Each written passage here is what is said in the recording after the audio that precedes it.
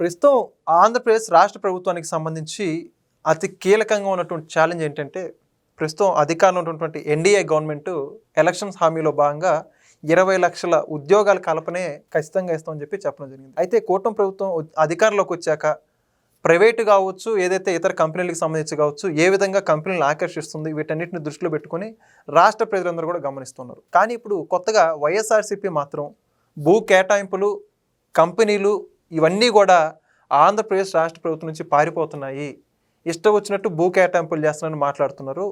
మొత్తానికి అసలు ఆంధ్రప్రదేశ్లో కంపెనీల పెట్టుబడుల గురించి మరిన్ని విషయాలు, వాస్తవాలు తెలుసుకోవడానికి మనతో పాటు ఉన్నారు Telugu Desam party NRI spokes person అయినటువంటి చెంచు వేణుగోపాల్ రెడ్డి గారు. సార్ నమస్కారం. నమస్కారం.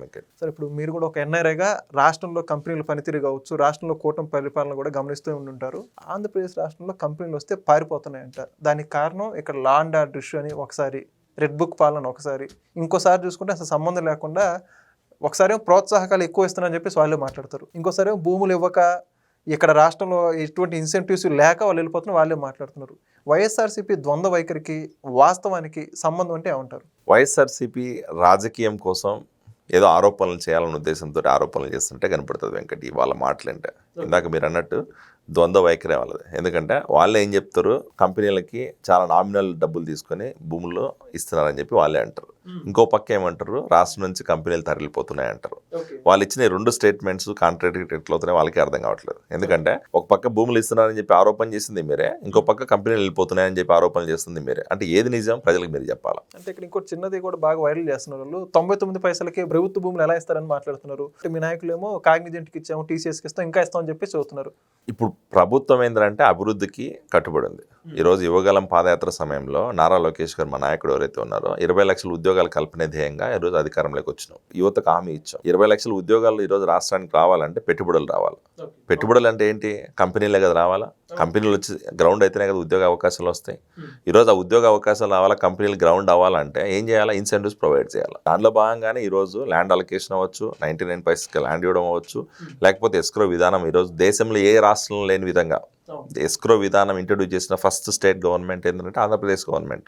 ఈ రాష్ట్రంలో వైఎస్ఆర్సీపీ నాయకులు ఎస్క్రో అకౌంట్ అంటే కూడా తెలియదు. దౌర్భాగ్యం అది. ఎస్క్రో అకౌంట్ తెలియని వాడు కూడా, ఎస్క్రో అకౌంట్ అంటే ఎలా పనిచేస్తుందో తెలియని వాళ్ళు కూడా ఈ రోజు దాని మీద ఆరోపణలు చేస్తున్నారు. ఇన్సెంటివ్స్ గురించి ఆరోపణలు చేస్తున్నారు, ల్యాండ్ అలొకేషన్ గురించి ఆరోపణలు చేస్తున్నారు. అంటే వైఎస్ఆర్సీపీ నాయకులకి బేసిక్ నాలెడ్జ్ కూడా లేదు వీటి గురించి. సో ఈ రోజు కూటమి ప్రభుత్వం ఒకటే సిద్ధాంతంతో ముందుకు పోతుంది. ఏంటంటే 20 లక్షల ఉద్యోగాలు కల్పనే ధ్యేయం. దానికోసం పెట్టుబడుల ఆకర్షణే, గ్రౌండ్ కంపెనీస్ తీసుకొచ్చి గ్రౌండ్ చేయాలా, దానికి ఇన్సెంటివ్స్ ప్రొవైడ్ చేయాలా, వాళ్ళకి కావాల్సిన చట్టబద్ధత కల్పించాలా. ఈరోజు వచ్చిన కంపెనీస్ అన్ని కూడా రాష్ట్రంలో నిలబడాలంటే వాళ్ళకంటూ ప్రోత్సాహం కల్పించాలి. ఇప్పుడు ఎందుకు ఈరోజు జరుగుతున్నది మీరు తప్పు అంటున్నారు కదా, మరి గతంలో వైఎస్ఆర్ టైంలో అయినా లేకపోతే జగన్మోహన్ రెడ్డి గారు సీఎంగా ఉన్న టైంలో అయినా ఏదైనా మీరు ప్రోత్సాహం కల్పించినారా? జగన్మోహన్ రెడ్డి గారు 2019 నుంచి 24 వరకు ఉన్న టైంలో కంపెనీస్ ఏదైనా వస్తే కూడా పారిపోయే పరిస్థితి ఉంది. కంపెనీస్ ఉన్న కంపెనీలు కూడా వెలగొట్టిన పరిస్థితి చూసాం. జాకీ దగ్గర నుంచి, లూలు దగ్గర నుంచి, అమరాజ్ ఫ్యాక్టరీ దగ్గర నుంచి ఇలాంటి కంపెనీస్ కొన్ని వేల కోట్ల పెట్టుబడులు పెడతాం రా బాబు అంటే కూడా వాళ్ళందరినీ కూడా బయటకు పంపించేసిన పరిస్థితి, వాళ్ళని వెలగొట్టేసినారు. ఎందుకంటే కేవలం వీళ్ళకి డబ్బులు ఇవ్వలేదన్న ఉద్దేశంతో, వీళ్ళ కింద పని చేయాలన్న ఉద్దేశంతో. ఈరోజు అలాంటి పరిస్థితి రాష్ట్రంలో లేదు. రెడ్ బుక్ రాజ్యాంగం అని చెప్పి వీళ్ళు నిద్రలో కలవరించడం తప్ప అక్కడ ఎక్కడ రెడ్ బుక్ రాజ్యాంగం లేదు. రెడ్ బుక్ రాజ్యాంగం ఓన్లీ ఎవరి కోసం అంటే కేవలం వైఎస్ఆర్సీపీలో ఎవడైతే తప్పుడు పనులు చేసినాడో, ఎవడైతే అధికారం ఉందని చెప్పి రాష్ట్రంలో పనికిమాలిన అవినీతి పనులు చేశారో వాళ్ళ కోసం మాత్రమే రెడ్ బుక్ రాజ్యాంగం ఉంది. రాష్ట్ర అభివృద్ధి కోసం, రాష్ట్ర సంక్షేమంలో కోసం, ప్రజలకు లా అండ్ ఆర్డర్ కోసం రెడ్ బుక్ రాజ్యాంగం ఎక్కడ వాడట్లేదు. వాళ్ళకి ఏంటంటే ఆ భయం పట్టుకుంది కాబట్టి పొద్దున్న లేస్తే రెడ్ బుక్ రాజ్యాంగం దానివల్ల ఈరోజు కంపెనీలు పారిపోతున్నాయని చెప్పి స్టేట్మెంట్లు ఇస్తున్నారు. కంపెనీలు ఎక్కడ పారిపోవట్లేదు. ఇక్కడ ఈరోజు ఒక కంపెనీ ఎంఓఈ సైన్ చేసిన తర్వాత 100% దాంట్లో గ్రౌండ్ అవుతుందని వాస్తవాలు లేవు. అలా అనుకుంటే మీరు వైజాగ్ సమిట్లో గతంలో 50 లక్షల కోట్ల పెట్టుబడులు వచ్చాయన్నారు. దావోస్కి వెళ్ళొచ్చి కొన్ని లక్షల కోట్ల పెట్టుబడులు తీసుకొచ్చామని చెప్పారు. మరి ఎన్ని కంపెనీలు గ్రౌండ్ చేసారు వాళ్ళు? ఎన్ని చేశారు? అసలు చేశారు? ఏమన్నా వచ్చాయి అసలు? అమర్నాథ్ గారు చెప్పారు కదా, ఏదో పచ్చళ్ళు వాళ్ళు అప్పుడు అంతా మాట్లాడేది ఏంటంటే గుడ్డు అదే స్టోరీ లేదన్నమాట. వాటి గురించి మనం మాట్లాడకూడదు, ఎందుకంటే వాళ్ళు చిల్లర చేతులు అవన్నీ. సో ఖచ్చితంగా ఈరోజు ఏంటంటే పెట్టుబడులు వచ్చి ఈరోజు గ్రౌండ్ అవుతున్నాయి. గ్రౌండ్ అయిన పెట్టుబడుల ద్వారా ఉద్యోగ అవకాశాలు వస్తున్నాయి. యువత అందరూ ఆనందంగా ఉంటున్నారు. దాన్ని చూసి ఓడ్చుకోలేకనే ఈరోజు దీని మీద బురద జల్లని ప్రయత్నం చేస్తున్నారు. ఇక్కడ ఇంకోటి ఏంటంటే ఎంఓఈ చేసినంత మాత్రాన్ని కంపెనీ రాదని ఎందుకనంటే, ఒక కంపెనీ ఈరోజు గ్రౌండ్ అవ్వాలంటే వాళ్ళు చాలా చూసుకుంటారు. అక్కడ మార్కెటింగ్ స్ట్రాటజీ ఉంటుంది, వాళ్ళ ఎకనామికల్ సిచ్యువేషన్స్ ఉంటాయి, లేకపోతే వాళ్ళు ఎంఓఈ సైన్ చేసిన రోజు నుంచి ఈ రోజు వరకు జరిగిన పరిస్థితుల్లో కంపెనీలు చాలా ఉంటాయి వాళ్ళకి. ఇప్పుడు గ్లోబల్గా ఏమైంది, ఎకనామికల్గా ఇన్ఫ్లేషన్ వల్ల చాలా ప్రాబ్లమ్స్ ఉన్నాయి. ఈరోజు కంపెనీలన్నీ కూడా వాళ్ళు డెసిషన్స్ అన్ని తీసుకున్నట్టు కూడా కొన్ని వెనక్కి తీసుకునే పరిస్థితులు ఉన్నాయి. మన రాష్ట్రంలోనే కాదు, ప్రపంచవ్యాప్తంగా అన్ని కంపెనీలు కూడా అలాంటి పరిస్థితే ఈరోజు ఎదుర్కొంటున్నాయి. ఆర్టిఫిషియల్ ఇంటెలిజెన్స్ అవ్వచ్చు, మిషన్ లెర్నింగ్ అవ్వచ్చు, లేకపోతే కొత్తగా వచ్చిన టెక్నాలజీస్ అడాప్షన్ అవ్వచ్చు. వీటి వల్ల ఏంటంటే వాళ్ళు ఇదివరకు తీసుకునే అయితే డెసిషన్స్ కొన్ని ఉన్నాయో అవన్నీ మార్చుకునే పరిస్థితులు ఉంటున్నాయి. సో దానివల్ల కొంతమంది ఈరోజు ఎంఓఏలు సైన్ చేసినట్టు బ్యాక్ తీసుకున్నారు. అవి బ్యాక్ తీసుకున్నారంటే వాళ్ళేం ఇప్పుడు అక్కడ పెట్టమని చెప్పలేదు, ఆంధ్రాలో పెట్టుబడి పెట్టలేమని చెప్పలేదు. మాకు ఇచ్చిన లొకేషన్ ఏదైతే ఉందో జియోగ్రఫికల్గా అది వర్కౌట్ అవ్వదు, వేరే ప్లేస్లో ఇవ్వండి, లేకపోతే మాకు ఇచ్చిన ల్యాండ్ 60 ఎకరాల్లో 100 ఎకరాలు ఇచ్చారు, అది మాకు సరిపోదు, సఫిషియెంట్ కాదు, ఇంకా కొంచెం ఎక్స్ట్రా ఇవ్వండి అంటే ఇప్పుడు కూటమి ప్రభుత్వం నాయకులు ఏం చేస్తున్నారు, వాళ్ళకి అలొకేషన్ ట్రై చేస్తున్నారు మళ్ళీ. అంతేగాని వాళ్ళు ఎక్కడ ఈరోజు కూటమి ప్రభుత్వం బెదిరింపులకో లేకపోతే కూటమి ప్రభుత్వంలో నాయకులు ఈరోజు లంచాల కోసం భయపడో వెళ్ళిపోవట్లేదు. ఈ వాస్తవం ప్రజలకు తెలియాలి. వాళ్ళ వ్యక్తిగత కారణాల ద్వారా వాళ్ళ వ్యక్తిగత కూడా కంపెనీ డెసిషన్స్ అవన్నీ. కంపెనీ ఏంద్రా అంటే ఒక గ్లోబల్ ఆర్గనైజేషన్స్ ఇవన్నీ వాళ్ళ సూట్ కేసు కంపెనీలు కాదు కదా. బాలనగర్లోనో జిడిమెట్లలోనో పెట్టే కంపెనీలు కాదు ఇవన్నీ. హైదరాబాద్ బాలనగర్లో జిడిమెట్లో సూట్ కేసు కంపెనీలు పెట్టి 1000 కోట్ల అవినీతి చేసే పంచాయతీలు కాదు ఇవన్నీ. అడ్రస్ ఒకటి కంపెనీ. సో ఈ రోజు ఏంటంటే ఈ కంపెనీలు కోకోకోలా కంపెనీ అయినా లేకపోతే మొన్న వచ్చిన కొన్ని కంపెనీస్ ఏదైతే బయటికి పోతాయని వాళ్ళు ఆరోపణలు చేస్తున్నారు, ఆ కంపెనీలన్నీ 1000 కోట్ల టర్న్ ఓవర్ ఉన్న కంపెనీలు, ప్రూవెన్ కంపెనీస్, వాళ్ళ గ్లోబల్ ఎగ్జిస్టెన్స్ ఉంది. అలాంటి కంపెనీలు ఈరోజు ఏంటంటే ఎకనామికల్ లేకపోతే ఫైనాన్షియల్ లేకపోతే వాళ్ళ స్ట్రాటజికల్ డెసిషన్స్ కొన్ని మారుతుంటాయి. అంతేగాని ఇక్కడెక్కడ కూటమి ప్రభుత్వం బెదిరింపులు లేవు. ఒకవేళ నిజంగానే కూటమి ప్రభుత్వం బెదిరిస్తుండే వెంకట్, ఈరోజు వైజాగ్ ప్రాంతంలో వచ్చిన పెట్టుబడులంటికి వాళ్ళకి కనపడలేదు కళ్ళు. ఈరోజు బయటికి వెళ్ళిపోయిన కంపెనీల గురించి మాట్లాడుతున్నారు, కానీ రాష్ట్రానికి వచ్చిన ఈరోజు ఇండియాలో ఈరోజు 100 రూపాయలు పెట్టుబడి పెడితే మా బయట నుంచి ఒక కంపెనీలో దాంట్లో 23 రూపాయలు పెట్టుబడి ఆంధ్రప్రదేశ్కి వచ్చింది. అంటే ఇన్ని స్టేట్స్, ఇండియాలో ఇన్ని స్టేట్స్ పక్కన పెట్టేసేస్తే ఒక ఆంధ్రప్రదేశ్ రాష్ట్రానికి ఇంతమంది వచ్చి ఎందుకు పెట్టుబడి పెడుతున్నారు అంటే మనం ఇస్తున్న ప్రోత్సాహకాలు అలాంటివి, మన నాయకుడి మీద నమ్మకం అలాంటిది. ఈరోజు చంద్రబాబు నాయుడు గారు అంటే ఒక బ్రాండ్. పర్టికులర్ ఈ విషయంలో మీకు ఏమనిపిస్తుంది అంటే ఇప్పుడు ఇండియా ఏదైతే సెంట్రల్ గవర్నమెంట్ రిలీజ్ చేసిన రిపోర్ట్లో ఇన్వెస్ట్మెంట్ సంబంధించి 25-23% ఆంధ్రాకి వెళ్తుందని చెప్పేసి ఆ రిపోర్ట్స్ రావడం జరిగింది. పర్టికులర్ విషయాన్ని గురించి మీరేమంటారు? మీ సొంత రాష్ట్రం ఇలా ముందుండడం ఖచ్చితంగా మేము చాలా గర్వంగా ఫీల్ అవుతాం. దానికి కారణం ఏంటంటే కేవలం మా బ్రాండ్ చంద్రబాబు నాయుడు గారు, మా నాయకుడి మీద నమ్మకం. చంద్రబాబు నాయుడు గారు గతంలో హైదరాబాద్ హైటెక్ సిటీ కట్టినప్పుడు ఈ సోకాల్డ్ ఇంటెలెక్చువల్ ఎవరైతే ఈరోజు మాట్లాడుతున్నారో వాళ్ళందరూ కూడా నవ్వుకున్న పరిస్థితులు, అరే ఏడ తీసుకుపోయి గుట్టల కొండలో కడుతున్న హైటెక్ సిటీ ఏడొస్తుంది, వీళ్ళలో చాలా మంది చెడ్డీలు వేసుకునే పరిస్థితి. వీళ్ళందరూ చాలా మంది తెలియదు. బట్ ఈ రోజు ఏంటంటే వీళ్ళందరూ నేను చాలా మాకు తెలుసు, చంద్రబాబు నాయుడు పుట్టినప్పటి నుంచి మేము కూడా చూస్తున్నాం అనే మైండ్ సెట్ మాట్లాడుతున్నారు. చంద్రబాబు నాయుడు గారి గురించి ఏబీసీ తెలియనాడు కూడా జడ్డు గురించి మాట్లాడుతున్నారు. అది దౌర్భాగ్యం. చంద్రబాబు నాయుడు గారు హైటెక్ సిటీ కట్టినప్పుడు ఆయన ఎంతో ముందు చూపుతోటి 2020 ఏదైతే విజన్ అని చెప్పి ప్లాన్ చేశాడో ఈరోజు మనం చూస్తున్నాం.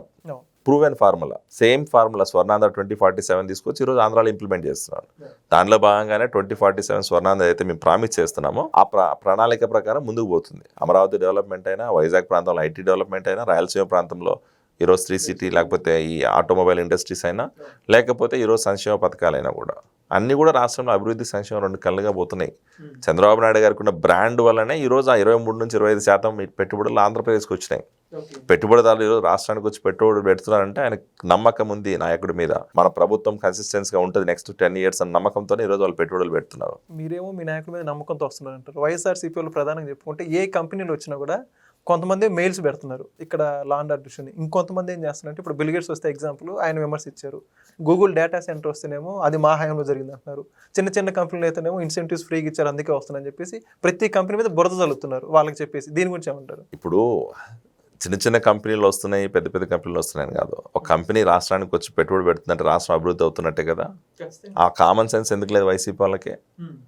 ఈరోజు బిల్ గేట్స్ గారు ఈరోజు ప్రపంచంలోనే ఐటీ దిగ్గజం. మైక్రోసాఫ్ట్ అనేది ఈరోజు జగన్మోహన్ రెడ్డి అయినా వైఎస్ఆర్సీపీ నాయకులైనా ఎవడు ల్యాప్టాప్ ఓపెన్ చేసినా మైక్రోసాఫ్ట్ కనపడుతుంది. దానికి కనిపెట్టింది ఎవడు? బిల్ గేట్స్ అపాయింట్మెంట్ అని ఇచ్చాడు వీళ్ళకి ఎవరికైనా? అసలు బిల్ గేట్స్ దగ్గరికి వెళ్ళి అసలు వాళ్ళకి చాలా అర్హత ఉంది ఎవరికైనా? అలాంటి బిల్ గేట్స్ గారు ఈరోజు ఆయన ప్రత్యక్షంగా మనం ఇన్వైట్ చేయలేదు. దావోస్ పర్యటనకి వెళ్ళినప్పుడు చంద్రబాబు నాయుడు గారు మీ రాష్ట్రాన్ని నేను వస్తాను, ఈరోజు గేట్స్ ఫౌండేషన్ ఏదైతే ఉందో గేట్స్ ఫౌండేషన్ ద్వారా మీ రాష్ట్రంలో మేము సపోర్ట్ చేస్తాం అని చెప్పి ముందుకు వచ్చి ఆ మాట కట్టుబడి ఈరోజు ఆంధ్రప్రదేశ్ రాష్ట్రానికి ప్రత్యక్షంగా వచ్చాడు ఆయన. ఇక్కడ అమెరికా ఎక్కడ అమెరికా, ఎక్కడ ఆంధ్రప్రదేశ్, అది అమరావతి. ఇప్పుడు వైజాగ్ హైదరాబాద్కి వచ్చాడంటే ఆయనకు వేరే వేరే ఉన్నాయి, ఆయన కంపెనీస్తోనే వచ్చిండొచ్చు. అమరావతి ఆయనకి ఎగ్జిస్టెన్సే లేదయ్యా అసలు. అలాంటి ప్లేస్కి ఎందుకు వచ్చినాడు? వచ్చి ఏదో 40 నిమిషాలు 50 నిమిషాలు తూతు మంత్రం కాదు, 4-5 గంటల సేపు కూర్చొని ఒక నాయకుడు, ఒక పొలిటీషియన్ మాట ఎంత నమ్మకం ఉంటే వస్తారు చూసుకోండి. బిజినెస్ మ్యాగ్నెట్ ఆయన, కొన్ని లక్షల కోట్లు ఉన్నాయి ఆయన ప్రాపర్టీ. ఈరోజు మైక్రోసాఫ్ట్ పొలిటీషియన్ అంటారా బెస్ట్ ఫ్రెండ్ అంటే ఏ కోణంలో చూడాలి? అది నేను పొలిటీషియనా బిజినెస్ మ్యాన్ పక్కన పెడితే ఇట్స్ బిట్వీన్ ట్రస్ట్. బేసిక్గా ఒక పర్సన్ మీద ఎంత ట్రస్ట్. ఎందుకంటే మీరు ఒకసారి బిల్ గేట్స్ గారి స్పీచ్ వింటే కూడా, ఇప్పుడు ఆయన గతంలో మాట్లాడిన మాటలు వింటే, చంద్రబాబు నాయుడు గారు ఫస్ట్ టైం ఆయన కలవాలని అపాయింట్మెంట్ అడిగినప్పుడు బిల్ గేట్స్ గారు నేను పొలిటీషియన్స్ తోటి మాట్లాడను అన్న పరిస్థితులు ఉన్నాం.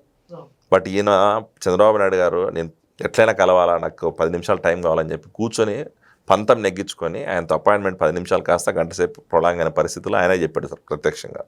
అంటే ఒక నాయకుడు, పొలిటీషియన్ అనేవాడు, చదువుకున్నవాడు, కొంచెం నాలెడ్జ్ ఉన్నవాళ్ళు, లేకపోతే ముందు చూపు ఉన్న వాళ్ళు నాయకుడు ఉంటే ఎలాంటి పరిస్థితులు ఉంటాయో, ఎలాంటి బిజినెస్ వాళ్ళైనా ఎలాగైనా మోల్డ్ చేస్తారు అనేది దానికి best example bill gates Chandrababu Naidu గారి బంధం. ఆ బంధం బలపడింది కాబట్టి ఈరోజు అమరావతికి వచ్చాడు. అమరావతికి వచ్చి గేట్స్ ఫౌండేషన్ ద్వారా సపోర్ట్ చేస్తున్నారు, రైతులకు సపోర్ట్ చేస్తున్నారు. రాబోయే రోజుల్లో మైక్రోసాఫ్ట్ ద్వారా రాష్ట్రంలో పెట్టుబడులు పెట్టడానికి కూడా ముందుకు వచ్చే పరిస్థితులు ఉన్నాయి. కాదు ఈ వైఎస్ఆర్సీపీ నాయకులు బిల్ గేట్స్ గారు వస్తే కూడా ఏం పని లేదు, ఎందుకంటే బిల్ గేట్స్ గారికి ఏం ఇప్పుడు మైక్రోసాఫ్ట్ సంబంధం లేదంటారు. అరే మైక్రోసాఫ్ట్ ఫౌండర్ ఆయన, మైక్రోసాఫ్ట్ ఫౌండర్ వస్తే ఆయనకు సంబంధం లేదంటారు. ఏంటి ఏమర్థం? 90% ఇప్పుడు సాక్షిలో ఏమని జరిగితే జగన్మోహన్ రెడ్డి సంబంధం లేదంటారా మీరు? లేకపోతే భారతీయ సిమెంట్స్లో ఏం జరిగితే జగన్మోహన్ రెడ్డి సంబంధం లేదంటారా? ఎవరు దానికి కర్త కర్మక్రియ ఈయనే కదా, జగన్మోహన్ రెడ్డి భారతమ్మనే కదా. అలాంటిది మైక్రోసాఫ్ట్ ఎవరు ఫౌండరు? బిల్ గేట్స్ గారు. మరి బిల్ గేట్స్ గారు వస్తే బిల్ గేట్స్ గారు ఏం చేస్తారంటే కామెంట్ చేసి ఏంటి అర్థం? ఎంత మూర్ఖులు ఆలోచించుకోవాలి వీళ్ళు. సో ఖచ్చితంగా ఏంటంటే వీళ్ళు చేస్తున్న మాటలు, చేస్తున్న ఆరోపణల మీద ప్రజలు ఎవరు విశ్వసించే పరిస్థితి లేదు. ఈరోజు రాష్ట్రంలో పెట్టుబడుల ఆకర్షణ అనేది, యువతకు ఉద్యోగ అవకాశం కల్పించాలని అనేది మా నాయకుడి నిర్ణయం. యువ నాయకుడైనా మా చంద్రబాబు నాయుడు గారిని కూడా అదే దాని మీద ఫోకస్ పెట్టి పనిచేస్తున్నారు. ఈ తాటాకు చప్పట్లకు భయపడే పరిస్థితి లేదు వెంకట్. మేము చేయాలనుకుంటే చేస్తాం. ఏమంటారు, వివాదాలు వచ్చినాయి, లేకపోతే ఫ్రీగా డబ్బులు ఇస్తున్నారు, ఫ్రీగా ఇన్సెంటివ్స్ ఇస్తున్నారు, లేకపోతే 99 పైసలు భూములు ఇస్తున్నారు అని చెప్పి మీరు ఎన్ని ఆరోపణలు చేసినా ఒక్కసారి ఆ ఫార్ములా అప్రూవ్ అయ్యి రాష్ట్రంలో పెట్టుబడులు వచ్చి ఈరోజు ఆల్రెడీ గ్రౌండ్ అయిన కంపెనీలు టీసీఎస్ అయినా, సిటీఎస్ అయినా, విప్రో అయినా, గూగుల్ అయినా, లేకపోతే అమరావతిలో వచ్చిన క్వాంటమ్ వ్యాలీ అయినా, లేకపోతే ఎడ్యుకేషన్ ఇన్స్టిట్యూట్స్ అయినా, ఇవన్నీ కూడా ఏంటంటే రాబోయే రోజుల్లో మంచి ఫలితాలు ఇస్తాయి, యువతకు ఉద్యోగాలు వస్తాయి, రాష్ట్రంలో డెవలప్మెంట్ అవుతుంది, జీడిపి పెరుగుతుంది. ఆ రోజు ప్రజలే వీళ్ళందరినీ తిరస్కరించే పరిస్థితి ఉంటుంది. ప్రజలే ఈరోజు తీసుకొని ఏమంటారు బయటికి వచ్చి వీళ్ళు నిలదీసే పరిస్థితి ఉంటుంది. సో మొత్తానికి ఆంధ్రప్రదేశ్ యువత భవిష్యత్తు విషయంలో రాజీ పడేది లేదంటారు? రాజీ పడేది లేదు. ఎందుకంటే మీ మాట కట్టుబడి ఉన్నాం, యువతకి ఇచ్చిన హామీకి నెరవేర్చాలి కాబట్టి చేస్తున్నాం. దాంట్లో భాగంగానే ఈరోజు మా నాయకుడు మెగా డిఎస్సీ దగ్గర నుంచి గవర్నమెంట్ పొజిషన్స్ అన్ని ఉన్న భర్తీ చేయడం పొజిషన్ దగ్గర నుంచి, పోలీస్ కానిస్టేబుల్ దగ్గర నుంచి, మళ్ళీ ఇప్పుడు ఉగాది తర్వాత మళ్ళీ కొత్త నోటిఫికేషన్ చేయడానికి కూడా ముందుకు వస్తుంది. సో ఈ రకంగా ఏంటంటే కూటమి ప్రభుత్వం అభివృద్ధి కోసం, యువతకు ఉద్యోగ అవకాశాల కోసం, రాష్ట్రానికి పెట్టుబడుల ఆకర్షణ ధ్యేయంగా పనిచేస్తుంది. ఈ వైఎస్ఆర్సీపీ చేస్తున్న ఈ సోకాళ్ళు ఏదైతే కామెంట్స్ ఉన్నాయో వాటి గురించి పట్టించుకునే పరిస్థితి లేదు, ప్రజలు కూడా నమ్మే పరిస్థితి లేదు. అదంతా వాళ్ళ భ్రమ తప్ప ఏం లేదు. నిజంగా ఆంధ్రప్రదేశ్ రాష్ట్రంలో పెట్టుబడులు, యువత భవిష్యత్తు గురించి చాలా చక్కగా చెప్పారండి. Thank you. Thank you. Please subscribe to Leo news for more videos.